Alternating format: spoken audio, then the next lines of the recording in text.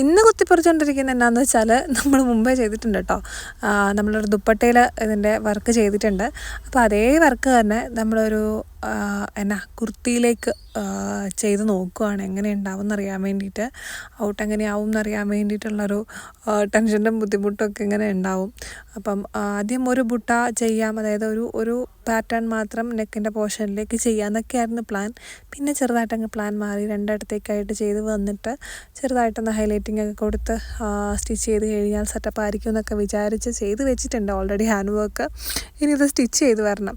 ശരിക്കും പറഞ്ഞു കഴിഞ്ഞാൽ ഹാൻഡ് വർക്ക് ചെയ്യാൻ കുറച്ചും കൂടി ഈസിയും സ്റ്റിച്ചിങ് ആണ് നമുക്ക് ഏറ്റവും താമസം വരണത്. കാരണം ഓൾറെഡി നല്ല തിരക്കുണ്ട്. അപ്പോൾ ഈ തിരക്കിൻ്റെ ഇടയിൽ കൂടി കഷ്ടപ്പെട്ടാണ് കുത്തിയിരുന്ന് ഓരോ പാറ്റേൺസും ചെയ്തെടുക്കുന്നത്. അപ്പം നമ്മുടെ ഷോപ്പിൽ വരുന്ന കസ്റ്റമേഴ്സിനെയും ഡീൽ ചെയ്യണം.